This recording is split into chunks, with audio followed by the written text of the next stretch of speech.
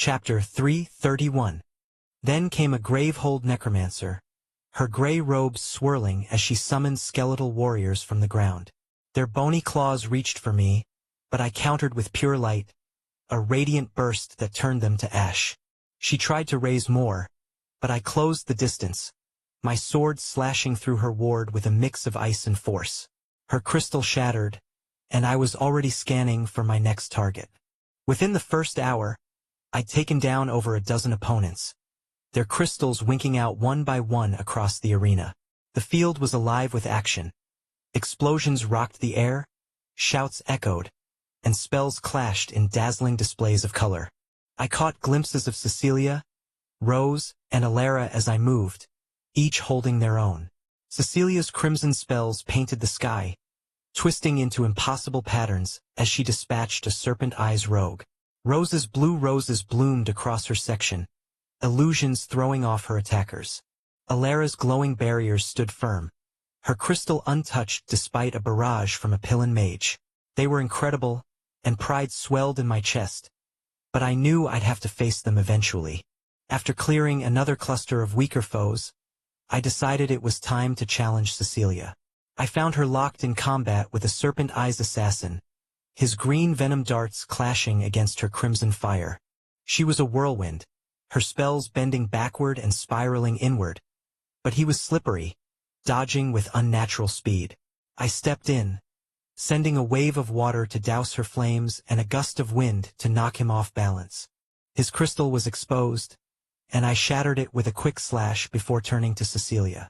She spun to face me, her eyes narrowing. "Trying to steal my kill, Arthur?" I grinned, twirling my sword. "Just helping out. But now it's your turn, see?" Her smirk widened. "Bring it on." Our fight was like a dance, electric and intense. She launched a barrage of crimson fireballs, each one twisting midair to track me. I raised an earthen wall, the flames sputtering against the stone, and countered with a blast of wind to push her back. She laughed, her voice ringing out over the chaos, and sent a gust of her own, laced with crimson sparks that stung my skin. I anchored myself with gravity, the air thickening around me, and started my tempest dance. My sword moved in a blur, first a slash of lightning that crackled toward her, forcing her to dodge, then a shard of ice that she blocked with a shimmering barrier, then a tremor of earth that shook the ground beneath her. She retaliated with a spell that bent space, my next strike veering off course, but I'd trained with her too many times to be thrown off. I adjusted, warping space back with my own power, and feinted with a burst of fire. She took the bait, shifting her defenses, and I closed the gap, my blade slashing through her crimson ward. Her crystal cracked under the blow, its light fading as she stumbled back, breathing hard. She looked at me, chest heaving, but her smirk didn't falter. "Not bad, you jerk. Next time, you're toast." I sheathed my sword and stepped closer, brushing a strand of hair from her face. "You were amazing, see? I'm proud of you." She rolled her eyes but leaned into my touch. Yeah, just wait. I'll get you next time." I chuckled, giving her a quick kiss before moving on. "I'm counting on it." Next was Rose. Her section of the arena was a nightmare of illusions. Blue roses sprouted everywhere, their petals warping reality into a shifting maze. The ground tilted beneath me, and 3 versions of Rose appeared, each smiling that cool, enigmatic smile of hers. I took a breath, closing my eyes to focus. I could feel her mana, the subtle thread that tied the real Rose to her fakes. When I opened my eyes, I locked onto her and charged.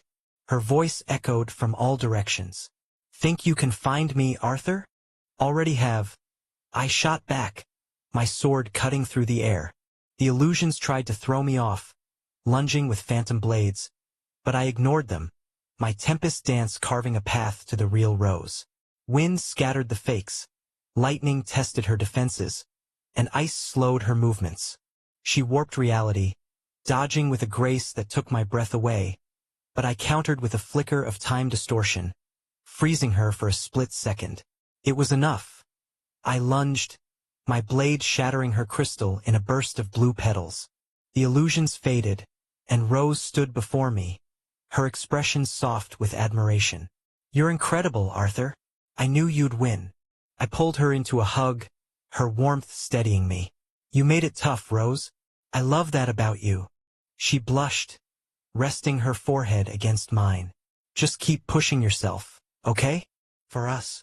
Always," I promised, kissing her gently before stepping back. Finally, Elara. Her crystal was a fortress, surrounded by layers of glowing barriers that shimmered with her support magic. She wasn't flashy, but she was relentless, her defenses healing any damage as fast as it was dealt. I approached, sword ready, and met her steady gaze. "Arthur," she said, her voice calm, "I won't make this easy." I nodded. "Wouldn't want it any other way." I unleashed everything. Fire roared, lightning cracked, ice splintered, but her barriers adapted, absorbing each hit. She was a wall, unyielding, and I respected the hell out of her for it. I needed something bigger. I stepped back, taking a deep breath, and started my Tempest dance, building speed and power. My sword glowed with pure light, its light intensifying as I poured my energy into it. Elara saw it coming, her barriers thickening, but I was done holding back. With a roar, I unleashed God Flash, a blinding, world-shaking slash that tore through the air like a comet. The pure light blade ripped through her defenses, smashing her crystal to pieces in a shower of light and dust. She stared at the wreckage, then at me, her eyes wide with awe. "That was unreal, Arthur. You're something else." I lowered my sword, panting. "You're a beast, Elara. Took everything I had." She smiled, warm and genuine. "You deserve this win. You've earned it." "Thanks," I said, clapping her shoulder. "Means a lot." With my friends out, I turned to the remaining opponents. Only a handful were left, and they didn't stand a chance. A Serpent Eyes mage tried stealth and poison, but I smothered his shadows with deep dark and pinned him with gravity, shattering his crystal in seconds. A Starcrest archer fired silver arrows, but I deflected them with wind and closed in with Tempest Dance, ending her run. One by one, the crystals fell, until only mine glowed, a solitary golden beacon in the silent arena. The crowd erupted, their cheers shaking the stands. I'd done it. I'd won the boundary breach. Sweat dripped down my face, my muscles ached, but triumph surged through me. I sheathed my sword and turned to find Cecilia, Rose, and Elara waiting at the edge of the arena, their faces alight with pride. Cecilia reached me first, slugging my arm with a grin. "You did it, you cocky bastard." Rose stepped up, her hand slipping into mine. "We knew you could." Elara nodded, her smile warm. "You're the best, Arthur. No question." I pulled Cecilia and Rose into my arms. Their bodies pressed close, and motioned Elara to join us. She did, and we stood there, a tight knot of friendship and love. "I couldn't have done it without you three," I said, my voice thick. "You push me every day." Cecilia laughed, her breath warm against my neck. "Don't get sappy now. Next time, I'm kicking your ass." Rose squeezed my hand. "We'll catch up to you. Watch out." Elara's eyes twinkled. "Stay sharp, or we'll surpass you." I grinned, slinging an arm around Cecilia and Rose, Elara walking beside us as we left the arena. Wouldn't have it any other way. The cheers faded behind us. The day mine, but the future ours. Victory was sweet, but them was what mattered most. Chapter 332. Miasma Purification Challenge. The grand arena of the Academy Festival buzzed with anticipation as 60 students from the 6 prestigious academies prepared for the Miasma Purification Challenge. This individual event was a highlight of the festival, testing each participant's ability to purify blocks of miasma using their own mana to counter its elemental forces. Points were awarded based on the size and difficulty of the purified blocks, and with miasma sharing the same elemental properties as mana, success demanded both skill and strategy.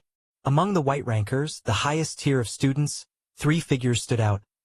Arya Gu, a fire mage from the Eastern Continent, Elara Leopold, a versatile support mage from Slatemark Academy, and Rachel Creighton, a light magic prodigy from Mythos Academy. whose prowess marked her as the future saintess. As the starting horn reverberated through the arena, the students sprang into action, scattering across the vast field where miasma blocks awaited within glowing crystals. Each crystal pulsed with dark energy, its color revealing its elemental alignment. Crimson for fire, azure for water, verdant for wind, and so on. The challenge was clear. Purify as many blocks as possible within the time limit by countering the miasma's elemental nature with opposing mana. For most, this meant targeting blocks their magic could efficiently neutralize, but for a select few the rules bent in their favor. Arya Gu, her crimson robes fluttering in the wind, wasted no time. As a fire mage hailing from the eastern continent, she thrived on intensity and precision. Her sharp eyes locked onto a cluster of green-tinted crystals, wind-aligned miasma, vulnerable to her flames. She approached the first block, her hand outstretched, and summoned a torrent of fire mana. The crystal flared as the miasma within writhed, resisting for a moment before succumbing to the heat. With a sharp crack, the crystal shattered, the miasma dissipating in a wisp of smoke. 1 point earned. Too easy, Arya muttered, a smirk tugging at her lips as she moved to the next green block. Her strategy was straightforward: seek out wind and ice miasma, both weak to fire, and rack up points quickly. She darted across the field, her flames leaving a trail of shattered crystals in her wake. The early minutes favored her, her aggressive approach earning her a solid lead as she purified small and medium blocks with ruthless efficiency. Elara Leopold, by contrast, took a more measured approach. Known for her support magic, she lacked the raw destructive power of specialists like Arya, but compensated with versatility. Her silver hair glinted under the sunlight as she approached an azure water-aligned block. Water miasma called for an earth counter, and Alara's mana shifted seamlessly, mimicking the grounding force of soil. She channeled her spell with calm focus, the miasma resisting her efforts at first. Slowly, the dark energy began to fade, and after a tense minute, the crystal cracked apart, granting her 3 points for the medium-sized block. Alara exhaled, brushing a strand of hair from her face. Steady wins the race, she told herself, moving to her next target. Her strength lay in adaptability. She could purify any elemental type, though not as swiftly as those with specialized mana. She methodically worked through a mix of small and medium blocks, her points accumulating at a consistent pace. While others raced ahead, Alara's patience ensured she wouldn't falter as the challenge grew tougher. Then there was Rachel Creighton, a vision of grace and power. Her light magic, a rare gift that set her apart even among white rankers, glowed softly around her hands as she glided through the arena. Unlike her peers, Rachel didn't need to match elements. Light was the ultimate purifier, capable of cleansing any miasma with equal potency. She targeted a large crimson block, its fire-aligned miasma pulsing menacingly. With a gentle touch, her radiant mana enveloped the crystal. The miasma didn't stand a chance. It dissolved in seconds, the crystal shattering with a melodic chime. 5 points effortlessly claimed. Rachel's golden hair shimmered as she moved, her expression serene yet determined. She was in a league of her own, her light magic a perfect fit for the challenge. Where others struggled with counters, Rachel flowed from block to block, purifying small, medium, and large crystals with the same ease.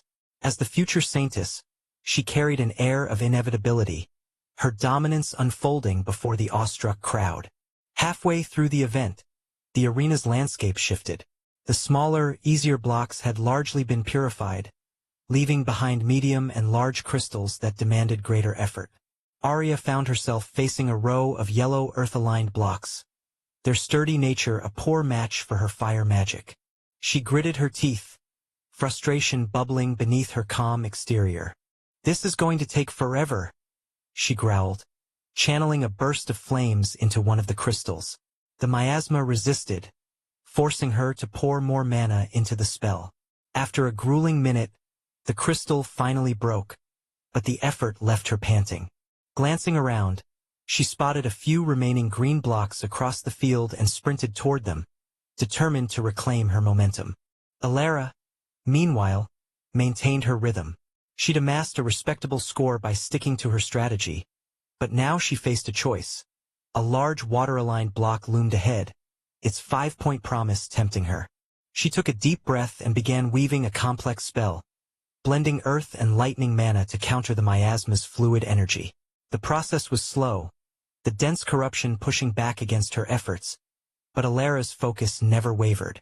When the crystal finally shattered, she smiled faintly, the reward worth the strain.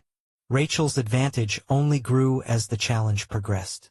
The larger blocks, which intimidated others with their intensity, were no obstacle to her. She approached a massive violet block, air-aligned miasma, notoriously difficult to pin down, and unleashed a wave of light mana. The crystal glowed brilliantly before bursting apart, its 5 points added to her tally without breaking her stride. The crowd murmured in awe, her performance a spectacle of skill and power. As the final minutes approached, all eyes turned to the center of the arena, where 3 corrupted core blocks stood. These swirling masses of dark energy, each worth 10 points, were the ultimate test of a mage's ability.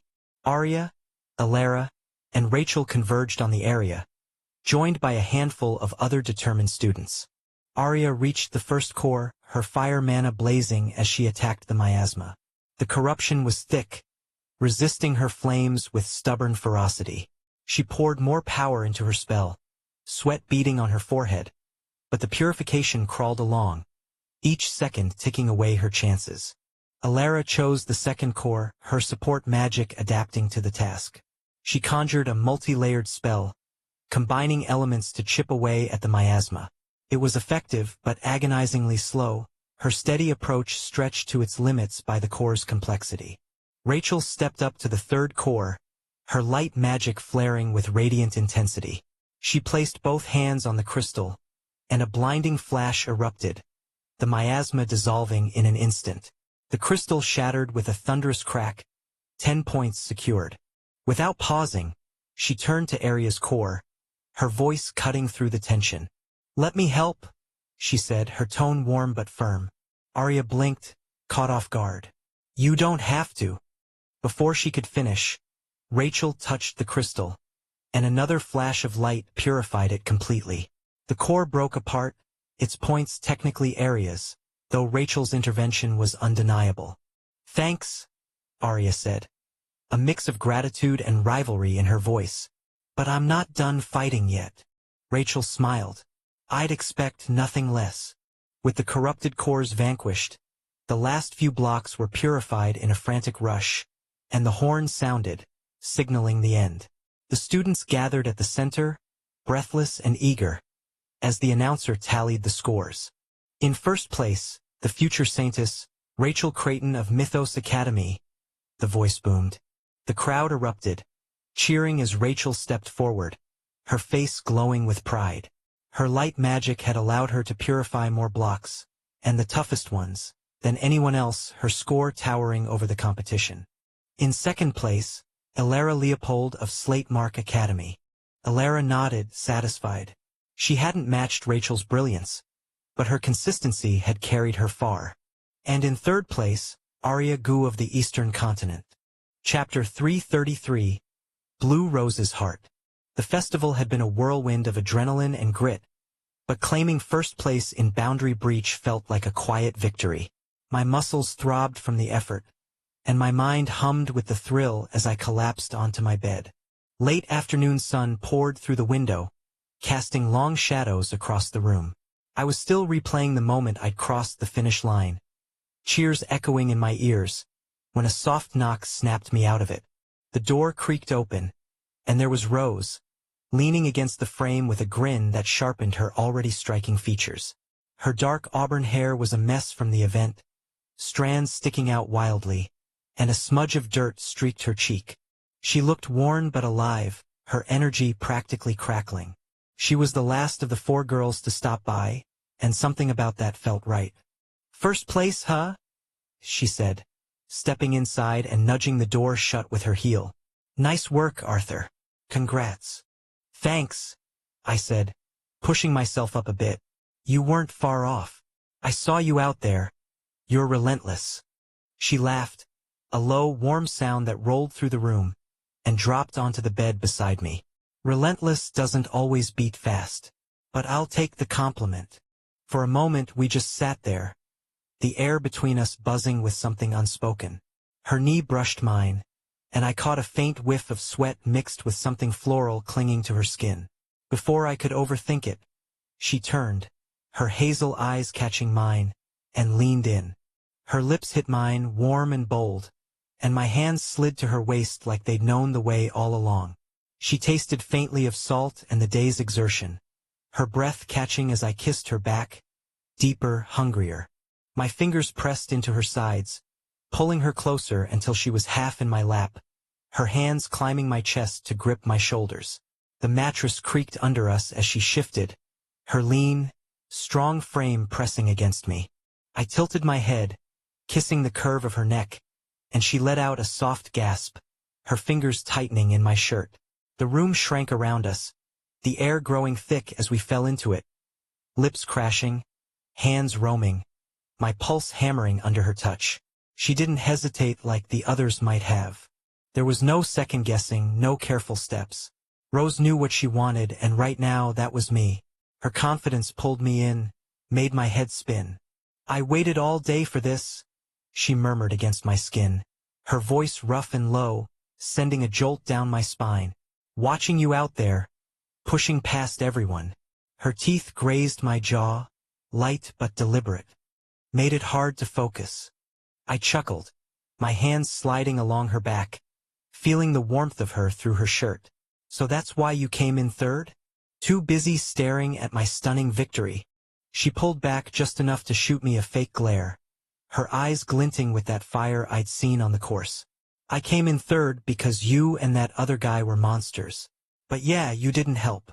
A slow, teasing smile curved her lips. "You looked good out there." Before I could toss back a quip, she kissed me again, her hands tangling in my hair, tugging just enough to draw a low sound from my throat. The admission that she'd been watching me, thinking about me, lit a spark in my chest. I deepened the kiss, my hands slipping to her hips, gripping the fabric there as she pressed closer. Her body was solid, shaped by years of training, and I could feel the strength in her even now. She pushed me back, and I let her, my shoulders hitting the mattress as she climbed over me, straddling my hips. The fading sunlight caught her hair, turning the edges a soft bronze, dust from the arena still clinging to her like a badge. Couldn't look away. "You're staring," she said, her lips quirking into a half-smile. "Hard not to." I shot back, my voice quieter than I meant it to be. Something flickered in her expression, something softer, before she leaned down and kissed me again, slower this time, deliberate. Her hands slid to my chest, fingers splaying over my shirt as she explored the shape of me. I could feel the heat of her palms through the fabric, steady and sure. My own hands traced up her arms, brushing over the faint lines of muscle, then back down to rest at her waist. She shifted, her lips moving to my neck again, and I tilted my head to give her space, my breath hitching as she found a spot just below my ear. Her hair brushed my cheek, soft despite the tangles, and I slid a hand into it, holding her there for a moment as she kissed me. The rhythm of it was easy, natural, like we'd done this 100 times before. "Rose?" I murmured, my voice rough as her lips grazed my collarbone, lingering over a fresh bruise from the event. She hummed against my skin, not stopping. I grinned, despite the heat pooling in my chest. "You're gonna leave a mark." "Good," she said, pulling back to flash me a wicked smile. "Something to remember me by." I laughed, low and genuine, and pulled her back down, kissing her hard. Her hands gripped my shoulders, nails digging in just enough to feel, and I rolled us slightly so she was on her side, pressed close. Our legs tangled, her knee sliding between mine as we kept going, lips and breath and the occasional soft sound breaking the quiet. My hand found the small of her back, pressing her tighter against me, and she arched into it, her fingers curling into my hair again. Time slipped away, the kisses slowing but never stopping, each one lingering a little longer than the last. Her lips were soft now, less urgent, and I could feel her heartbeat through her shirt, steady against my chest. My own pulse had calmed, but the warmth of her stayed, grounding me. Eventually, she pulled back, just an inch, her forehead resting against mine. Her breath fanned over my face, warm and uneven, and I opened my eyes to find her watching me, hazel irises catching the last of the dimming light. "You're different with me," she said quietly, her hands sliding to rest on my jaw. "Not as wound up. Maybe because you don't poke at me like the others do?" I said, half joking, half serious. She nodded, a small smile tugging at her mouth. "I don't need to figure you out, Arthur. I just like this. What's here?" Her words hit me, simple and true. Rose didn't demand anything, didn't dig for more than I gave. She took me as I was, and that was enough. I kissed her again, soft this time, and she melted into it, her hands slipping to my chest. We shifted, lying side by side now, her head tucked against my shoulder. My arm draped over her, fingers brushing lazily through her auburn hair as the room darkened around us. The sun had dipped below the horizon while we'd been lost in each other, and neither of us bothered to turn on a light. Her breathing evened out, warm against my neck, and I felt the weight of the day finally settle, replaced by something calmer, quieter. We stayed like that, tangled in the sheets, the world outside fading to nothing. Chapter 334. The roses appeared in my dreams again last night. Black, crimson, pale white. They crawled across the landscape of my subconscious, unfurling in waves that rippled out from my footsteps. I knew what they meant. Even sealed away, my gift remembers what it once was. What I once was. What I still am. Beneath the layers of magic woven to protect me from her. I woke with my heart hammering against my ribs, the sheets damp with sweat. The pre-dawn light filtered through the half-drawn curtains, painting the room in shades of blue and gray. Beside me, Arthur slept soundly, his chest rising and falling in a steady rhythm that anchored me to reality. I watched him for a moment, tracing the lines of his face with my eyes, the sharp angle of his jaw, the slight furrow between his brows that never fully disappeared, even in sleep, the scar that cut through his left eyebrow, still pink from a battle too recent for comfort. He looked peaceful, untroubled, so different from the calculated intensity he wore like armor when awake. I slipped out of bed, careful not to disturb him, and padded to the window. The academy grounds stretched out before me, quiet and still in the early morning hush. My hand drifted to my stomach, to the spot where a tattoo of a blue rose bloomed across my skin. Not a fashion choice, a mark, the physical manifestation of my gift that appeared the day my true power awakened. Sometimes I wonder what Arthur sees when he looks at me. Does he see the girl who fought beside him in the boundary breach yesterday? The woman who came to his room in the aftermath, drawn by something neither of us fully understand? Or does he see beyond that, to the truth of what I am, daughter of the Pope of the Order of the Fallen Flame, a woman whose name is whispered in fear across the continent? Does he see the power that flows through my veins, no longer sealed away but coiled inside me like a sleeping serpent? As if summoned by my thoughts, I felt arms encircle my waist, warm lips press against the crook of my neck. "You're thinking too loudly," Arthur murmured, his voice rough with sleep. His fingers brushed over the blue rose tattoo, tracing its outline with a familiarity that still surprised me. "Bad dreams." I leaned back into him, letting his warmth seep into my skin. "The usual." His hands splayed across my stomach, covering the tattoo completely, as if he could shield me from my own blood, my own destiny. The blue rose, impossible in nature, vivid on my skin, pulsed faintly beneath his touch, responding to him in ways I still didn't fully understand. "Your mother again?" I nodded, not trusting my voice. Even now, the memory of Evelyn Alaric could steal the breath from my lungs. "She can't touch you here," Arthur said, his words a low rumble against my back. I almost laughed. Anyone else would sound naive saying that, but from Arthur it was almost believable. I'd seen what he could do, seen the power he kept leashed beneath his skin. If anyone could stand against my mother, It might be him. But I wouldn't let him try. She'd burn the world to ash to get what she wants, I said quietly. And what she wants is me. Arthur turned me to face him, his eyes searching mine in the dim light. Then she'll have to go through me first. The corner of my mouth tugged upward. My hero, I said, the teasing tone not quite hiding the sincerity beneath. He smiled, that rare, genuine smile that transformed his entire face, softening the edges, illuminating something young and almost innocent that he kept carefully hidden from the world. His thumb brushed my cheek, a tender gesture at odds with the calluses hardened by swordplay and combat. You don't need a hero, Rose, he said. You need someone who sees you for exactly what you are and stays anyway. My heart constricted painfully in my chest. That was what drew me to him from the beginning, his unflinching acceptance. The moment he learned who my mother was, I'd braced myself for the inevitable retreat. The fear, the disgust that always followed once people knew I carried the blood of a monster in my veins.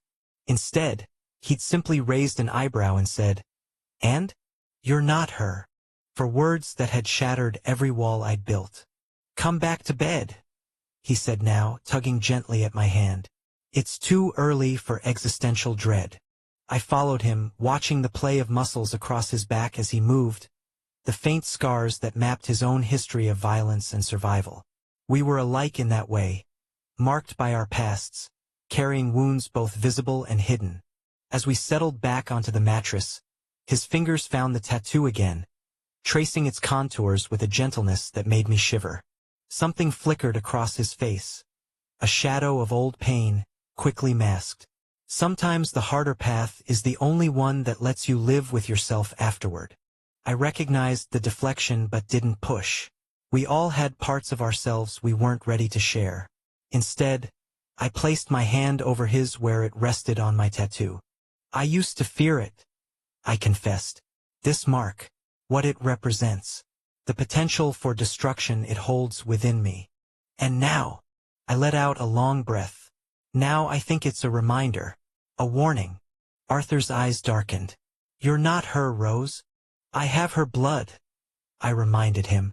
Her gift.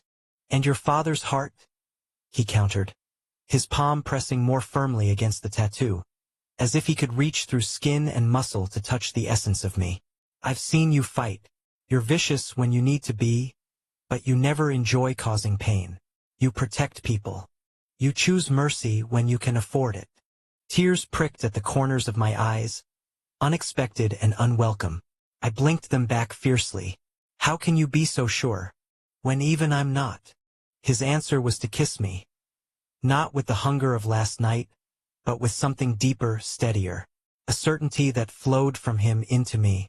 When we broke apart, he rested his forehead against mine. Because I see you, Rose Springshaper. Not your mother's daughter. Not your gift. Just you. In that moment, I believed him. In that moment, the blue rose on my skin warmed pleasantly, as if responding to his faith in me, and the roses that haunted my dreams seemed distant, powerless. He shifted, pulling me against his chest, his heartbeat strong beneath my ear. Outside, dawn was breaking fully, golden light spilling across the room, chasing away shadows. Soon we would have to rejoin the world, face the next stage of the tournament, navigate the complex politics of the academy, deal with the ever-present threat of my mother's return. But for now, in this brief space between night and day, I allowed myself to simply exist. To be Rose, not Evelyn's daughter, not the girl with the reality-bending gift, not the competitor who had placed third in yesterday's event. Just Rose, lying in the arms of a boy who saw me clearly and stayed anyway. Just Rose, blooming despite the shadow my mother had cast across my life. Just Rose, finally beginning to believe that love might be stronger than blood, than destiny, than the twisted legacy I'd inherited. I pressed my lips to the hollow of Arthur's throat, felt his pulse jump beneath my touch. "Thank you," I whispered. His arms tightened around me, and I felt rather than saw his smile. For what? For seeing me, for staying, for making me believe, even fleetingly, that I could escape the path my mother had walked. But all I said was, "For being real," and let the weight of those simple words carry all the rest. Chapter 335. Artifact Synthesis Race. The artifact synthesis race buzzed with tension as 60 students filled the open-air workshop, a sprawling space nestled within the festival grounds. Workbenches lined the area, each cluttered with tools, beast parts, and raw materials. The air smelled of singed metal and damp earth, the late morning sun glinting off blades and scales scattered across the tables. The challenge was clear. Transform a mundane weapon into an artifact, normal grade at minimum, advanced if you dared. Time limit, 3 hours. Success hinged on skill, magic, and a steady hand. Rose Springshaper stood at her station, auburn hair tied back in a messy knot, brown eyes narrowed in focus. Her gift of paradox, tied to the elusive blue rose, shimmered faintly in her palms, a soft cerulean glow that pulsed with contradiction, bending rules in ways others couldn't predict. She'd chosen a simple steel dagger as her base, its edge dull but its potential sharp in her mind. Beside it lay her materials. A jagged claw from a 5-star stormhawk, its tip crackling with residual lightning, and a vial of sap from a thorned azure vine, glowing faintly blue. Her plan was ambitious, an advanced-grade artifact, something that could twist its own nature mid-strike. Across the workshop, Clana Lopez worked with equal intensity. Her navy blue hair spilled over her shoulders, catching the light like deep ocean waves, and her violet eyes gleamed with quiet determination. Her gift painted her magic with a purple hue, a vibrant shimmer that danced around her fingers as she handled a short spear. Her materials were just as striking. A fong from a 5-star dusk viper, its venom sacs still faintly pulsing, and a shard of amethyst quartz humming with latent energy. She, too, aimed for advanced grade, her mind already mapping the weave of magic and beast essence she'd need. The horn blared, signaling the start, and the workshop erupted into controlled chaos. Hammers clanged, magic flared, and students muttered incantations under their breath. Rose wasted no time. She gripped the Stormhawk claw, its electric hum tingling up her arm, and pressed it against the dagger's blade. Her gift flared, blue light spiraling from her hands, and she whispered a command, "Strength that weakens." The claw softened, melding into the steel, its lightning threading through the metal in faint, crackling veins. She worked fast, her movements precise, sweat beading on her brow as she balanced the paradox, making the blade both fragile and deadly. Clana, meanwhile, traced her fingers along the spear's shaft, purple magic seeping into the wood. She crushed the dusk viper fong in her palm, its venom dripping onto the spearhead, and channeled her gift to bind it. The purple glow intensified, staining the weapon with a shimmering sheen, and she murmured, "Pierce and pull." The venom fused with the steel, promising a strike that would both wound and sap an enemy's strength. She glanced at the amethyst shard, her next step, and reached for her chisel with a steady hand. The first hour passed in a blur. Around them, students faltered, some overreached, their weapons cracking under unstable magic, while others played it safe, settling for normal-grade artifacts. A boy near Rose cursed as his axe glowed briefly then dulled, the beast horn he'd used crumbling to ash. A girl beside Clana grinned as her mace pulsed with a faint green light, satisfied with her normal-grade success. But Rose and Clana pressed on, their focus unshaken, their ambitions higher. Rose poured the azure vine sap into a shallow bowl, dipping the dagger's blade into it. The liquid hissed, blue tendrils curling up the steel, and she channeled her gift again. "Cut that heals," she breathed, her voice low but firm. The sap hardened, coating the blade in a thin, translucent layer that shimmered like frost. It was a risk, paradoxes were tricky, and the magic could collapse if she misjudged the balance. She tested the edge with her thumb, wincing as it drew blood, then smiled as the cut tingled and closed. It was working. Clana embedded the amethyst shard into the spear's haft, her purple magic flaring as she fused it with the wood. The crystal pulsed, amplifying the venom's reach, and she shaped the energy with a whispered, "Spread and bind." The spearhead gleamed, its tip now trailing faint purple wisps, a weapon that could strike once and cripple over time. She spun it in her hands, testing its weight, and nodded to herself. The advanced grade was in sight, but the clock was ticking. By the second hour, the gap between the leaders and the rest widened.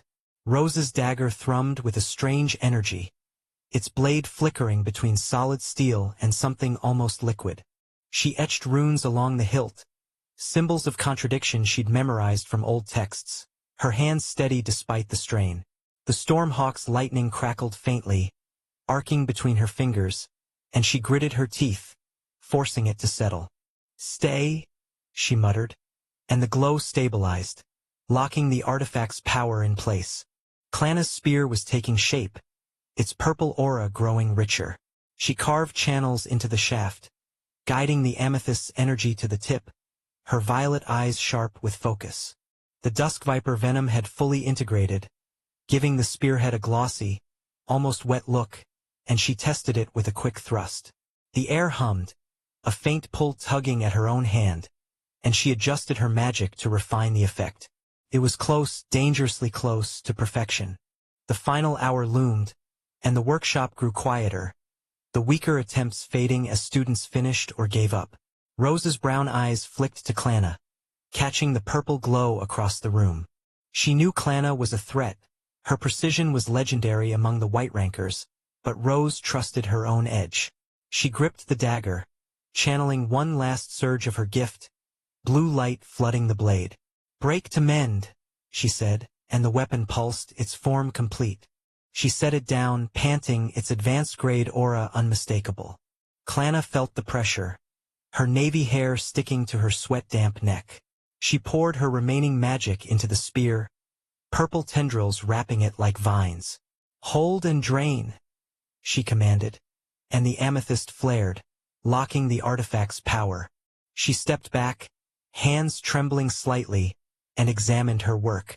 The spear radiated advanced-grade energy, its purple sheen a testament to her skill. She glanced at Rose, a flicker of rivalry in her violet eyes, and knew it'd be tight. The horn sounded again, ending the race. The proctors moved through the workshop, inspecting each artifact with glowing orbs that measured grade and stability. Normal-grade weapons lit the orbs a steady white, while advanced ones sparked gold. Most students earned white, 42 by the final count. A handful failed entirely, their weapons inert or shattered. But the proctors lingered at Rose's and Clana's stations, orbs flashing gold as they tested the dagger and spear. Rose's dagger glowed first, its blue aura steady, the paradox woven into its core holding firm. The proctor nodded, marking her score. Clana's spear followed, its purple energy rippling, the venom and amethyst in perfect harmony. The proctor hesitated, comparing notes, then called for a second opinion. The crowd murmured, eyes darting between the two girls. Rose stood with her arms crossed, auburn hair falling loose, her breath shallow but even. Clana brushed her navy hair back, violet eyes calm but expectant. The proctors conferred, their voices low, until one stepped forward. Rose Springshaper, first place. Advanced grade artifact, synthesis time 2 hours, 58 minutes. Clana Lopez, second place. Advanced grade artifact, synthesis time 2 hours, 59 minutes. A ripple of applause broke out, though Rose barely heard it. She'd edged Clana by a single minute. Her final surge of magic had tipped the scale. Clana met her gaze, offering a small, grudging nod, respect outweighing the sting of second place. Rose returned it, a faint smirk tugging at her lips. The proctors displayed the artifacts. Rose's dagger, its blade shimmering blue, capable of cutting and healing in the same stroke. Clana's spear, purple and sleek, draining strength with every hit. Both were marvels, proof of their mind aspect gifts. Rose's paradoxes bending reality. Clana's purple magic weaving precision and power. As the crowd dispersed, Rose hefted her dagger, feeling its weight. Clana twirled her spear once, then slung it over her shoulder. Chapter 336, Tactical Simulation. The final preliminary event of the Interacademy Festival loomed before us. A virtual crucible designed to forge victors from chaos. 60 students, each handed the reins of an army, would step into a sprawling VR battlefield where strategy and strength would collide. The rules were deceptively simple. Capture glowing objectives scattered across the map to swell your forces. The catch? The higher your rank, the weaker your starting soldiers, a so-called balancing act to level the playing field. I saw it for what it was. A puzzle begging to be solved, a challenge daring me to outthink the system itself. I stood by my assigned pod in the VR hub, arms crossed, a faint smirk tugging at my lips. "This won't be simple," I murmured, my voice a quiet thread lost in the hum of the chamber. Simple was dull. The real complication wasn't the rules, it was the players.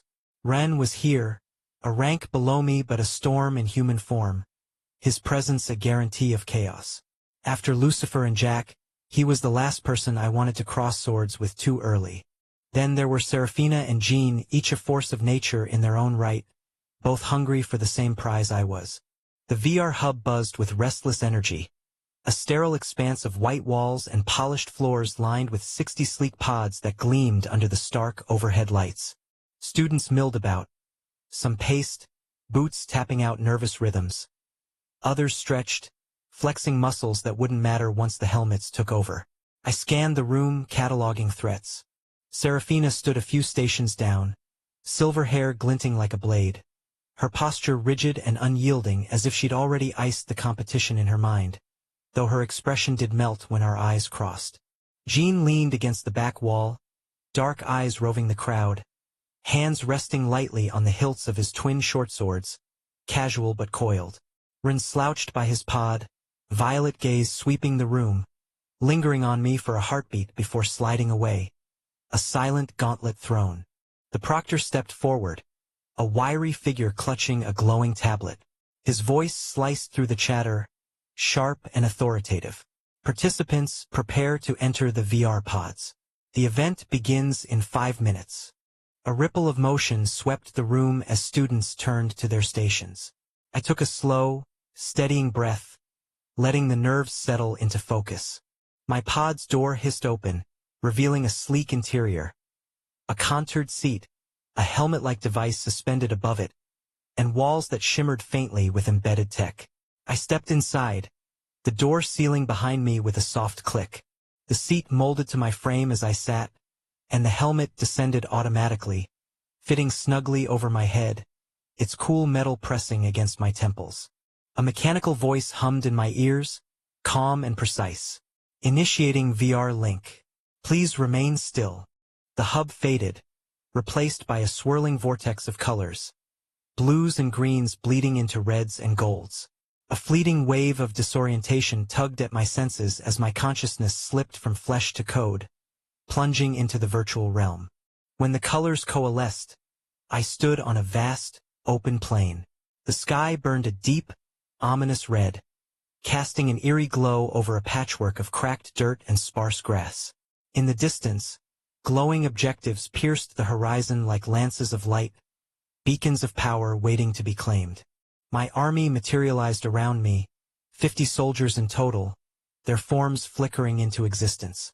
They were a ragtag lot, tattered armor, mismatched weapons, but their eyes blazed with resolve. I could feel their loyalty, a quiet pulse of trust binding them to my will. I raised a hand, summoning the holographic map. It shimmered into view, a translucent grid hovering before me. The objectives dotted the landscape, each one a strategic linchpin designed to spark conflict. 3 stood out: east, west, and central, their positions forcing movement, confrontation. I traced the terrain with my eyes, hills to the east, a ravine cutting through the west, flat ground in the center. A plan clicked into place. "Listen up," I said, my voice carrying over the wind. My soldiers snapped to attention. We split into 3. Group A, take the eastern objective, use the hills for cover. Group B, head west, watch the ravine, don't get pinned. Group C, you're with me. We secure the center. They nodded, dividing with practiced efficiency. I led Group C toward the central beacon, my mind churning through possibilities. Ren would beeline for a key point. He thrived on bold moves. Serafina would play it cold, calculated, picking off stragglers. Jean? He'd adapt, strike where the chaos peaked. The center was a gamble, open, exposed, but it was the fulcrum. Hold it and I'd dictate the flow. The beacon loomed ahead, a tower of light pulsing against the crimson sky. My boots crunched on the dry earth as we closed in, but a shadow shifted on the horizon. Another army already there. A familiar figure stood at its head, Ren, his violet eyes catching the glow, a smirk curling his lips. "So, we meet again, Arthur," he called, his voice ringing across the field. I matched his smirk. "Looks like it. Ready to lose?" He laughed, sharp and reckless. "We'll see about that." The battle erupted, our armies slamming together in a storm of steel and shouts. I barked orders, directing Group C to fan out, using the flat terrain to maneuver. Ren's forces hit hard, his commands crisp and lethal, soldiers moving like extensions of his will. Blades clashed, dust kicked up in clouds, and the air thrummed with the chaos of war. I ducked a wild swing from one of his vanguard, driving my elbow into their gut and shoving them back. My eyes tracked Ren through the melee. He was a blur of motion, cutting through my lines with ruthless precision. But I'd planned for this. I raised a hand, signaling Group A and Group B via the map's comms. Flank now. From the east and west, my reinforcements surged, crashing into Ren's rear like twin hammers. His formation buckled, soldiers spinning to face the new threat, and for a split second, I saw his eyes widen. The pincer tightened, my troops pressing the advantage, and his lines began to fray. In the chaos, Ren broke through, charging straight for me. His fist lashed out, a blur aimed at my jaw. I sidestepped, countering with a kick to his ribs. He grunted, twisting to grab my leg, but I pulled free, landing a sharp jab to his shoulder. We traded blows, each strike a test, a measure of the other's limits, his raw power against my speed. Sweat stung my eyes, the red sky blurring at the edges. Around us, the battle tilted. His army faltered under the pincer, mine gained ground. Ren's smirk faded, replaced by a gritted snarl as he lunged again. I caught his wrist, twisted, and drove my knee into his midsection, sending him staggering back. He straightened, breathing hard, violet eyes locked on mine. His soldiers were crumbling, the central objective slipping from his grasp. But he didn't yield, not yet. He raised a hand, rallying what remained of his force, and I knew this wasn't over. I planted my feet, my own troops rallying behind me, the beacon's light bathing us in its glow. "Last chance, Ren," I said, voice steady. He grinned, fierce and unbowed. "Bring it." Chapter 337. Fighting Ren wasn't my first choice, but fear had nothing to do with it. I swung my sword downward, flames dancing along the blade's edge, fueled by enhanced aura of fire. Ren shifted into a stance reminiscent of karate. His body coiled with precision, then unleashed a flawless straight punch. His fist, cloaked in a gravity-enhanced aura, met my sword with a thunderous clash, forcing the blade and me back a step. "You've truly achieved fist intent," I said, keeping my voice steady. Ren tilted his head, a faint smirk tugging at his lips. "What? Did you think I couldn't reach that level?" "Not at all," I shot back, mirroring his smile. "Just means I'll have to push harder." I turned my focus inward, connecting to Luna's will rather than relying on raw physicality. As I activated Lucent Harmony, golden sigils flared across my skin, each one a conduit for my awakened elemental affinities, including the dark pulse of my black star. "Erebus," I called silently, summoning my lich. I handed him control of the deep dark shadowy depths, freeing my white star to channel the radiant power of pure light. Ren's eyes gleamed with excitement. We circled each other, trading blows with nothing but honed skill. Our movements sharp and unadorned, no grand techniques, just the raw essence of combat. The fight escalated quickly. Ren's fists moved like battering rams, each strike a test of my reflexes. My sword flashed in response, a streak of fire and light carving through the air. But Ren's god's eyes gave him an edge, reading my every motion. He feinted left, then drove a fist straight at my chest. I raised my sword to parry, but the sheer power behind his punch overwhelmed my guard. His knuckles slammed into my chest, pain bursting through my ribs. But that was exactly what I'd wanted. As the impact rocked me backward, I seized the moment, letting Erebus's power surge. Bone armor hardened my skin into an unyielding shield at the perfect instant, absorbing the blow entirely. Ren's triumphant expression faltered, his fist skidding off harmlessly. Using the momentum, I twisted and snapped a kick toward his side. His god's eyes caught the move. He raised an arm to block, but my timing threw him off. The kick slipped past his imperfect defense, landing solidly and forcing him to stagger back, his balance disrupted. I didn't let up. My sword sang as I pressed forward, each swing precise and relentless. Run recovered fast, his fists up and ready, but a flicker of doubt shadowed his gaze. He hadn't seen the trap coming, and now I had the upper hand. Ren's stagger gave me the opening I needed, but I knew better than to underestimate him. Those god's eyes of his were already tracking me, his mind piecing together my next move. Couldn't let him reset. My sword flared brighter, flames licking the air as I lunged forward. But this time, I wasn't playing small. I tapped into God Flash, my grade 6 art movement. Pure light surged through me, my body dissolving into a streak of radiance. The world blurred as I reappeared behind Ren, sword slashing down with enough force to split the virtual ground beneath us. The impact roared through the arena, a shockwave of light and heat exploding outward, shattering the tiled floor into a spiderweb of cracks.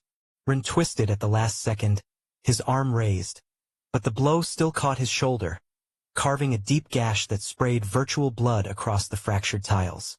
He grunted, pain flashing across his face, but he didn't buckle.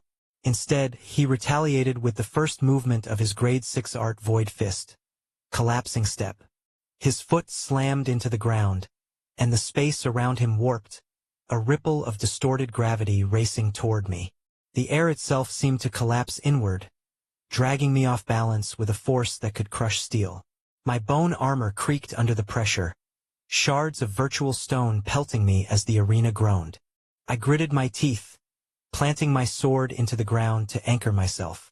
"Nice try," I muttered, then raised my hand. Time for a real spell. Golden sigils glowed along my arm as I channeled a 6-circle incantation. Radiant cascade. Pure light coalesced into a barrage of searing beams, each one thick as my arm and screaming with heat. I unleashed it point-blank, the light tearing through the air toward Ren. His eyes widened, but he didn't flinch. 6-circle spell. Graviton vortex. The collision shook the VR world, the sky flickering with static as energy clashed. For a moment, it held. Then the vortex buckled, and a stray beam punched through, grazing Ren's side. He hissed, clutching the wound, virtual smoke rising from the scorched fabric. I didn't let up. Tempest dance technique kicked in, my grade 5 art building momentum as I spun toward him, sword a blazing whirlwind. Each strike came faster, heavier, fire and light weaving a relentless assault. Ren blocked with his fists, gravity enhancing every parry, but I could feel him straining. The ground beneath us splintered further, chunks of stone hovering in the chaotic air. Then he shifted tactics. Second movement of grade 6 art void fist. Event horizon. A dome of distorted space snapped into existence around him, the air thickening with oppressive weight. My sword slowed mid-swing, like I was cutting through tar, and the light around me dimmed, bent inward by the gravitational pull. Inside that field, Ren's aura surged, his fists glowing with void-black energy. He charged, his punches a blur of destruction. I dodged the first, God Flash flickering me aside, but the second caught my chest. Bone armor absorbed most of it, but the impact still sent me skidding back, my boots carving trenches in the ruined floor. Pain throbbed through me, virtual or not, it felt real enough. Erebus! I snapped mentally, My lich responded, deep dark pooling at my feet. I thrust both hands forward, casting a six-circle spell, Abyssal Chains. Shadows erupted from the ground, thick tendrils of darkness tipped with jagged barbs. They lashed toward Ren, piercing his event horizon and wrapping around his arms and legs. The chains tightened, anchoring him in place, their weight dragging against his gravity field. Ren snarled, struggling. Not bad, Nightingale.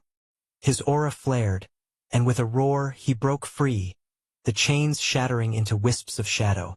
But I'd already moved. Godflash carried me above him, sword raised high. I poured everything into the strike. Fire, light, and sheer will, aiming to end it. He countered with his final card. Third movement of Grade 6 Art Void Fist, Void Collapse. The air imploded around him, a crushing sphere of gravity that devoured light and sound. My strike met it head-on, the collision a deafening boom that fractured the virtual world itself. The ground buckled, a crater forming beneath us, and the sky glitched, streaks of code flashing through the haze. I felt the pull, my body straining against the force, but I'd anticipated this. Tempest Dance surged one last time, momentum breaking me free of the collapse. I twisted midair, landing behind Run as his spell faded. Before he could turn, my sword pressed against his throat, the edge drawing a thin line of blood. I exhaled before beheading him, eliminating him from the event. Chapter 338. The virtual battlefield shimmered as Ren's avatar shattered into a cascade of light, the system chiming his elimination. My chest heaved, sword still buzzing in my hand from the duel's final clash. The energy blade's afterglow lingered in the air where his neck had been moments before. A clean, precise strike that had ended our rivalry, at least for this simulation. He was out, Run perpetually stuck at 9,900 points, gone from the competition. I stood alone on the fractured ground, glowing cracks spiderwebbing beneath my boots like veins of molten gold in obsidian. The destruction around me told the story of our battle. Scorched earth, fractured pillars, the scattered remnants of his shadow wolves that had nearly flanked me twice. I tapped my wrist interface, pulling up the holographic leaderboard that hovered in translucent blue. 1. Seraphina, 12,500 points. 2. Jean, 11,800 points. 3. Arthur, 10,200 points. 4. Run, 9,900 points, eliminated. Third place. My grip tightened on my sword until the simulation's haptic feedback pushed back against my fingers. The leaderboard confirmed what I already knew. I'd spent too long trapped in a duel when I should have been securing objectives. Dueling wasn't the point of the tactical simulation event. While I'd been locked in my grudge match with Run, Seraphina and Jean were outpacing me, racking up points through territorial control and objective completion. This wasn't just about fighting skill. It was about strategy, resource management, troop deployment, control of the battle space. I'd been too narrow, too focused on the immediate threat rather than the bigger picture. Time to adapt or get left behind. I opened the tactical map with a gesture, the terrain spreading out before me in miniature. 3 primary targets glowed with opportunity. The western fortress standing sentinel over a rugged valley, the northern relay station nestled between twin mountains, and the southern vault buried partially underground. Each represented a substantial point haul, but they were fortresses in their own right.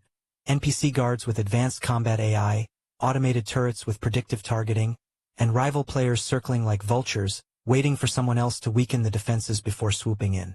My troops were in rough shape, their armor dented from the last skirmish, morale indicators hovering at 65%. Energy reserves depleted from covering my flanks during the duel with Ren. Going solo against any of the major targets would be suicide with Jean and Seraphina still in play. I needed a plan, and fast. Arthur. Central Ridge. Now. Seraphina's voice snapped through my comms, cool and firm as it always was during combat. Her icon pulsed on the map, holding the northern sector with her Frost elites. Specialized units that had earned her a reputation for locking down entire regions with ice barriers and cryogenic traps. I smirked. She wasn't just my girlfriend in the real world. She was my lifeline in this simulation. On my way, I responded, ordering my remaining soldiers to hold defensive positions as I sprinted across the glowing terrain. Jagged cliffs rose like teeth into a blood-red sky, the simulation's environment reflecting the intensifying competition as we approached endgame. The ground beneath my feet changed from cracked obsidian to luminescent crystal, each step sending ripples of light outward like disturbed water. She waited atop the ridge, silver hair catching the crimson light of the virtual sun, her frost-armored figure cutting a sharp silhouette against the sky. Her ethereal elven face was all business, but her eyes softened when they met mine, a quiet care slipping through her icy front, visible only to someone who knew where to look. "You're slipping," she said, voice edged with concern. "Third doesn't suit you." I crossed my arms, the simulation perfectly rendering my defensive posture. "You here to drag me up out of pity? That's not like you, Sarah." A faint smile broke her composed facade. "Not pity, I promise." She stepped closer, her tone dropping so the system wouldn't relay it to other competitors. "I told you I'd be your first, so I'm here to get the lead."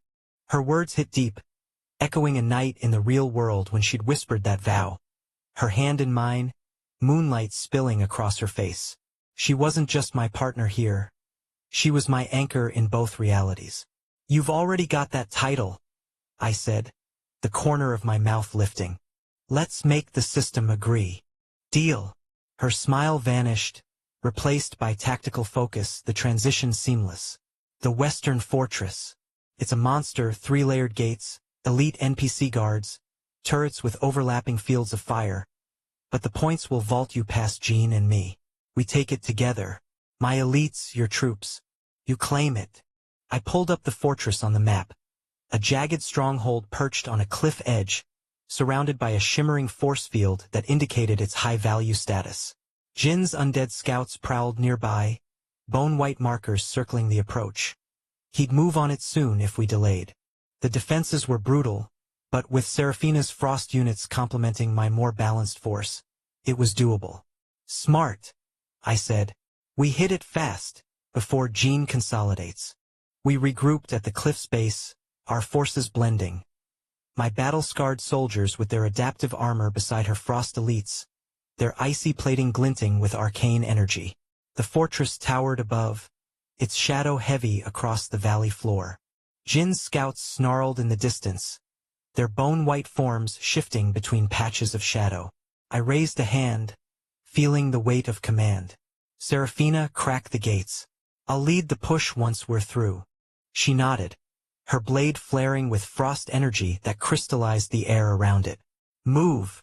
Her elites unleashed a coordinated storm of ice, the temperature around the massive gates plummeting until the metal itself became brittle. I charged, my troops following in perfect formation, smashing through the now weakened entrance. The sound of fracturing metal echoed across the valley as we burst inside. The interior was a death trap. NPC guards lunged from defensive positions, their spears flashing with energy, wall-mounted turrets spitting concentrated plasma. I dodged a bolt that would have removed my avatar's head, my sword slicing through a guard's chest plate, my mind racing through variables. Left flanks thin, turrets prioritize targets at maximum range, guards focus on highest threat value. Time to shift the battlefield. "Spread out," I yelled, the command indicators flashing above my troops. "Pull their fire in multiple directions." It worked. My soldiers fanned out across the courtyard, drawing aggro from different defense systems, while Seraphina's elites cut deeper into the fortress's core. The simulation registered the effectiveness of the tactic, NPC defenses faltering as they struggled to prioritize targets. Then Jean hit.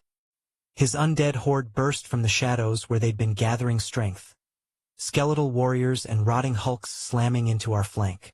I spun, sword blazing with energy, carving through 3 attackers in a single sweep. "Hold the line," I shouted, repositioning to stall his advance. "Arthur, the core." Seraphina's voice cut through the chaos of battle. I saw it, a glowing orb at the fortress's center, wrapped in a pulsing dark shield.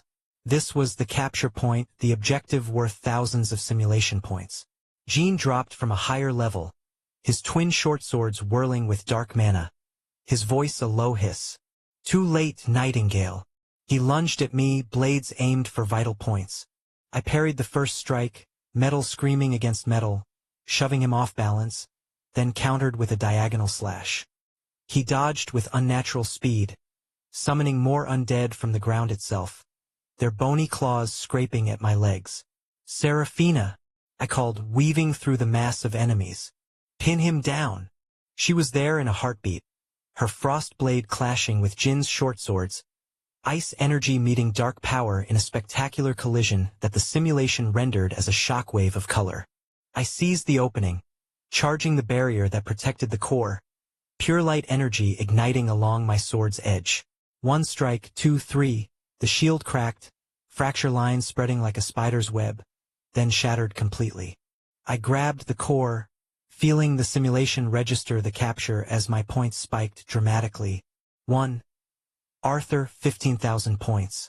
2. Jean, 13,200 points. 3. Seraphina, 12,800 points. 4. Run, 9,900 points, eliminated. End Jean, I said, locking eyes with Seraphina across the battlefield. I'll take the lead for both of us. She nodded, diving back into combat with Jean, her frost elites forming a barrier between him and the exit. I activated a tactical teleport, the simulation blurring around me as I relocated to the final arena. A massive, scarred field with ancient pillars ringing its circumference, a massive crystal pulsing at its heart. The ultimate objective was guarded by a titan, a colossal construct of stone and crackling energy, its eyes tracking my arrival. Jean arrived moments later, his remaining undead trailing behind him like a tattered shadow, but no sign of Ren, just as it should be. His elimination was permanent for this round. Minions are yours, I told my troops, the command indicators flashing confirmation. I've got the Titan. I rushed forward, dodging a devastating fist that cratered the ground where I'd stood, teleporting with God Flash to flank the massive construct. My sword chipped away at its stone legs. Slow its mobility first, then disable its arms, control the fight's pace. Jean joined the assault, his dark spells gnawing at the Titan's core, our moves sinking despite the rivalry. The Titan's defenses were formidable, its programming adaptive, but between my precision strikes and Jin's area damage, we made steady progress. It swung again, a massive arm sweeping across the arena, but I slid beneath it, dragging my blade along its underside where the armor was thinnest. The Titan buckled under my radiant cascade, a series of pinpoint strikes to critical junctions, and Jin's dark magic that corroded its structural integrity. It collapsed in a heap of stone and dissipating energy, the simulation registering its defeat with a thunderous boom. The crystal at the arena's center gleamed with promise, no longer protected. We sprinted toward it simultaneously, our hands slamming against its surface together. The simulation froze, time suspended as the final scores calculated and flashed across our vision. 1.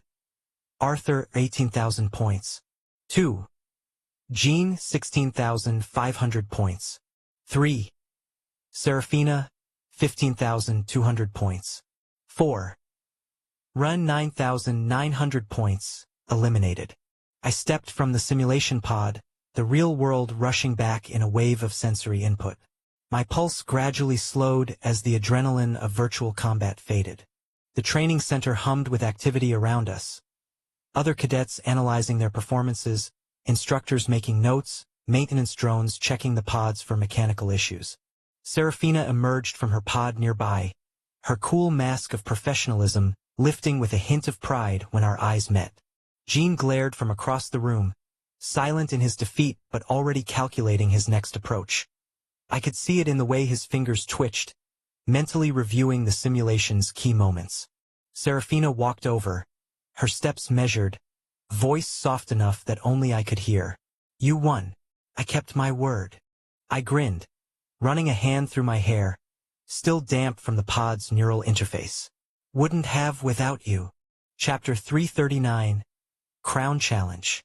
With the conclusion of the tactical simulation earlier that evening, We'd been given barely enough time to shower and change into our formal academy uniforms before being summoned to the Grand Hall. The Grand Hall buzzed with a mixture of exhaustion and anticipation as the final rankings were revealed, etched in glowing letters on a massive holographic screen. These rankings determined the Elite 20 who would advance to the Crown Challenge, a legendary trial that promised to crown the festival's ultimate victor. I tugged at my collar, still damp from the hasty shower I'd managed between the simulation pods and this ceremony. The smell of the cleaning agents used on our uniforms mingled with cologne, perfume, and the lingering scent of adrenaline that seemed to follow us everywhere during festival week. I scanned the rankings, my name glowing in third position. 1. Jack Blazespout. 2. Lucifer Windward. 3. Arthur Nightingale. 4. Siola Moyong. 5. Rachel Creighton. 6. Rinkagu. 7. Cecilia Slatemark. 8. Naomi Draven. 9. Rose Springshaper. 10. Aaron Myriot. 11. Ava Pung. 12. Arya Gu. 13. Tobias Grimfeld. 14. Serafina Zenith. 15. Ilara Astoria. 16. Clana Lopez. 17. Leora Arundel. 18. Ian Vizirian. 19. Jean Ashbluff. 20. Luke Orden. 3rd. Not bad, but not enough. Jack and Lucifer had edged me out. Jack with his unpredictable flame techniques that had dominated the arena combat event, Lucifer with his perfect score in the knowledge trial. I felt the familiar burn of determination in my chest. The Crown Challenge was where it would truly matter. Rachel approached, her uniform perfectly pressed, a soft smile gracing her lips. 3rd place, she said, bumping my shoulder with hers. Should I be impressed or disappointed? Despite her teasing, there was warmth in her eyes that was reserved for our private moments. Save your judgment until after the Crown Challenge, I replied, returning her smile with one of my own. 5th isn't bad yourself. She laughed, tucking a strand of golden hair behind her ear. Just close enough to keep you looking over your shoulder. Exactly where I want to be. Her expression softened momentarily. This is going to change things, isn't it? All of us competing directly against each other. Before I could answer, Cecilia joined us, her uniform immaculate as always. The tactical display on her wrist contrasted sharply with the formal uniform, a small concession to practicality that the proctors allowed. Analyzing your competition, Rachel? She asked, her voice carrying its usual precise tone, though her eyes held a familiar affection when they turned to me. Or just staking your claim? Both, Rachel replied with a grin. Though I think all 4 of us established our claims a while ago. Cecilia raised an eyebrow. And yet here we stand, ranked separately, about to face the Crown Challenge. Speaking of which, Rose's voice came from behind as she approached our group. Unlike the rest of us, her uniform had that deliberately casual look. Top button undone, tie slightly loose, that somehow made her stand out more than those who followed regulations to the letter. Anyone else notice Serafina sacrificed her standing to boost Arthur in the tactical simulation? All eyes turned to where Serafina stood a short distance away, her silver hair pulled back in a regulation bun, the uniformity of her appearance only making her natural elegance more striking. As if sensing our attention, she looked over, nodded once, and began walking toward us. Strategy, Cecilia said simply. She's playing a longer game. Aren't we all? Rachel murmured, her hand briefly brushing mine before she stepped back to make room in our circle for Serafina. Congratulations to all of you, Serafina said as she joined us, her cool composure a counterpoint to Rachel's fiery intensity. Though she addressed the group, her eyes lingered on me with an intensity that communicated volumes. Particularly Arthur. 3rd is an excellent position from which to launch your final assault. A hushed silence fell over the hall as Vice Headmaster Valerie von Lampez strode onto the central platform. Unlike the students in our formal blues, she wore a striking uniform of deep crimson, the color reserved for the highest-ranking instructors at Mythos. Her dark hair was pulled back in a severe bun, eyes scanning the room with precision. "Congratulations to our 20 finalists," she announced, her voice carrying throughout the hall. "You've fought, you've strategized, you've demonstrated your abilities across 5 preliminary events. Now comes the true test." The holographic display behind her shifted, revealing not a map but a single object rotating slowly in the air. A magnificent crown crafted of materials that seemed to both absorb and emit light, its 7 spires reaching upward like flames frozen in time. "The crown challenge," Valerie continued, "has evolved over generations, but its purpose remains unchanged, to identify not just skill, but worthiness. The crown itself decides its bearer." The hologram zoomed in, revealing intricate patterns etched into the crown's surface. Each spire represents one of the 7 virtues the crown seeks: courage, wisdom, resilience, vision, harmony, conviction, and sacrifice. Throughout the challenge, the crown will respond to your actions, your decisions, your very character. She gestured, and the hologram expanded to show a vast, circular arena divided into 7 equal sections, each bearing the symbol of one of the virtues. You will enter the crown arena simultaneously. Within, you will face trials embodying each virtue. These are not simple combat scenarios, they will test the totality of who you are. Your decisions matter more than your power. Her gaze swept across our gathered faces, analyzing, calculating. The crown arena shifts and responds to your collective presence. No 2 challenges are identical. What remains constant is this: only 3 can reach the heart of the crown, where the final judgment occurs. Rachel shifted beside me, her shoulder pressing against mine momentarily. A subtle gesture of support that didn't escape the notice of Cecilia, whose eyes narrowed slightly, or Rose, who smirked knowingly. "You will each wear a crown shard," Valerie continued, holding up a small fragment that seemed to be made of the same material as the crown itself. "It will resonate with your actions throughout the challenge. If you are incapacitated or choose to withdraw, simply crush the shard. Be advised, once you exit, there is no return." The hologram shifted again, focusing on the center of the arena.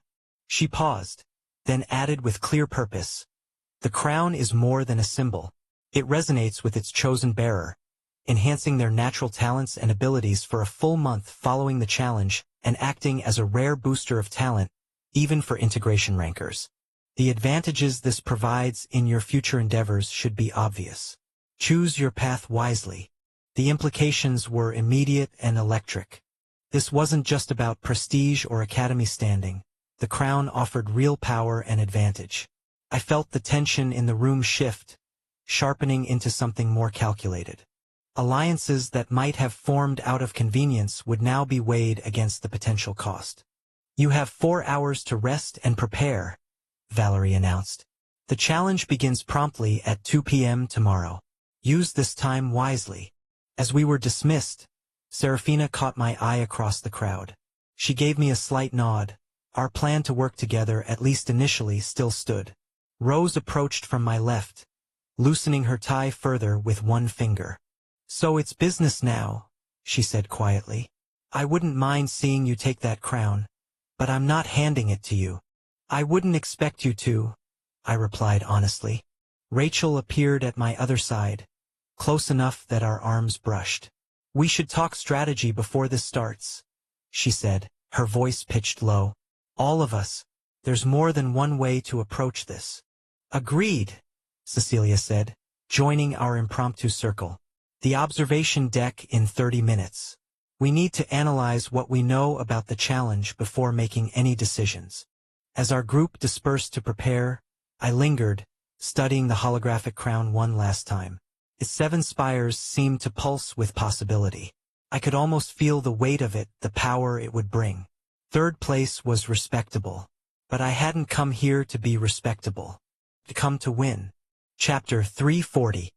"I didn't expect everyone to be interested in this," Valerie said as she looked across the VVIP room, her crimson uniform standing out against the opulent surroundings.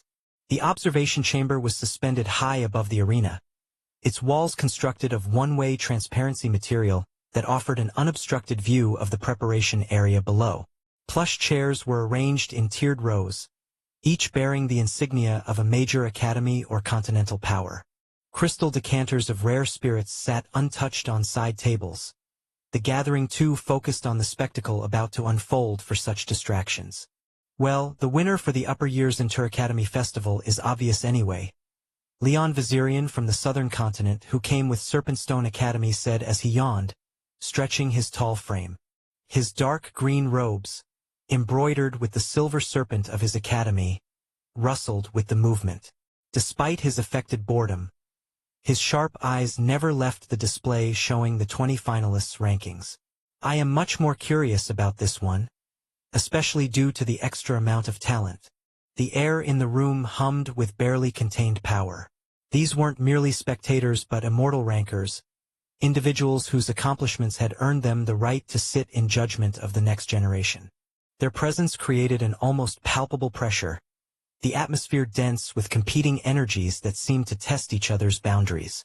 Those three are going to dominate, Lilith Windward, Lucifer's cousin sister and part of the Windward family, who came with the Pillin Academy from the northern continent, said.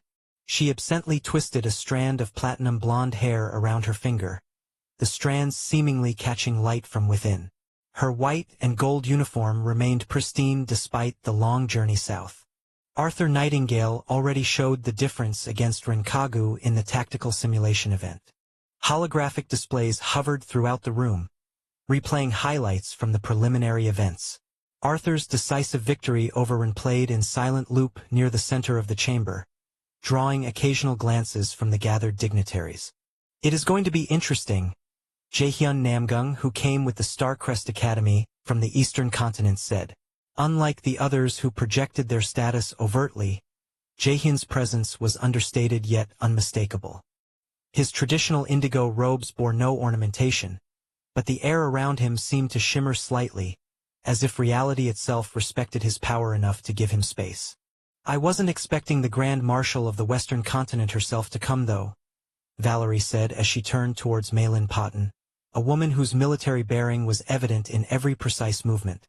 The medals adorning her formal uniform told stories of battles won and enemies vanquished, each one earned through blood and sacrifice. I am here to see his performance, that is all, Maylin said simply, her gaze never wavering from the screens tracking the students' preparations. The light caught on the scar that ran from her temple to her jaw, a reminder of some past confrontation that she had survived but never forgotten. But I am more surprised that you are here, she said as her dark eyes turned to one man whose presence dominated the room full to the brim with powerful immortal rankers. Magnus sat apart from the others, requiring no posturing to establish his significance. His very stillness commanded attention, the casual way he occupied his space suggesting that the world arranged itself around him rather than the reverse. The faint smile playing at the corners of his mouth held secrets that had shaped empires. It's been a while, Maylin, Magnus greeted her, his voice carrying easily despite its conversational tone. I heard you met the Axe King. How was his axe? The question sent a ripple of tension through the room. Even among these legends, the mention of the Axe King caused several to shift uncomfortably in their seats. Too powerful for me, Maylin responded simply as she crossed her arms, the admission causing subtle reactions among those close enough to hear. For someone of her caliber to acknowledge such inferiority was rare enough to merit notice. Why are you here? Same reason as you, Magnus shrugged his shoulders, the casual gesture somehow making his expensive tailored suit settle more perfectly across his broad shoulders. But I too am surprised, to think I would get to see someone like you here. His gray eyes, clear as winter skies and just as cold, turned towards a man wearing a long black coat despite sitting indoors with an old 19th century black hat covering his features. The man sat unnaturally still, as if conserving every ounce of energy. Though his face remained shadowed, the others in the room gave him a wide berth unconsciously, instinct warning them away more effectively than any overt threat. His Majesty wished for Her Highness's safety, the man replied simply, not saying anything further. Yet every word spoken out of his mouth was robotic beyond compare, as if he was someone who already shed all feelings. His gloved hands rested motionless on his knees, the leather worn smooth from use that no one present wished to contemplate. For the safety of his daughter, he sent someone like you? Magnus scoffed, his voice carrying an edge that made the crystal glasses on the nearby table vibrate slightly. He leaned forward, the expensive fabric of his tailored suit stretching across broad shoulders that had carried the weight of countless decisions. Is he trying to start a war or something? The room temperature seemed to drop several degrees. The other immortal rankers shifted in their seats, some subtly creating distance between themselves and the confrontation unfolding before them. Lilith Windward's fingers froze mid-twist in her platinum hair, her eyes widening at Magnus' boldness. Be careful of your words towards His Majesty Martial King, the man warned, his voice devoid of inflection yet somehow all the more menacing for its emptiness. His gloved fingers remained motionless on his knees, but a subtle darkness gathered around the brim of his hat, as if shadows themselves were responding to his displeasure. The warning was delivered with the casual certainty of someone unaccustomed to being disobeyed, uncaring for the identity of the person the warning was thrown at. A charged silence followed. Leon Vizirian's affected boredom vanished, replaced by the alert tension of a predator recognizing another of its kind. Jaehyun Namgung's traditional robes rustled as he shifted almost imperceptibly, his eyes measuring the distance between the two men as if calculating the radius of potential destruction. Magnus didn't seem to care much either, his gray eyes reflecting nothing but cold amusement. I wouldn't mind seeing the power of the commander of Nighthawks, he drawled, one finger idly tracing the rim of an untouched glass of amber liquid. But you need to be prepared to die for that. His threat dropped in the air like a stone into still water, ripples of tension expanding outward to touch everyone present. Several of the lesser immortal rankers found sudden interest in the holographic displays, their faces carefully blank. The man in the coat remained motionless, the shadow beneath his hat revealing nothing, not responding despite the threat. Malin Potten's hand moved almost imperceptibly toward the ornate hilt at her waist, her scarred face tight with anticipation. Valerie shot her a warning glance, aware that her VVIP observation room could become a battlefield in moments if these titans decided to clash. I am just joking, don't take it so hard, Magnus said as he turned his gaze away, his sudden smile never reaching his eyes. His posture relaxed deliberately, a performance for the room rather than a genuine easing of tension. I don't want to spill blood when I came here for something else. The collective breath that had been held by everyone present released slowly, though the wariness remained. The commander of the Nighthawks hadn't moved throughout the exchange, his stillness somehow more alarming than any display of power would have been. Are you interested in Arthur Nightingale as well?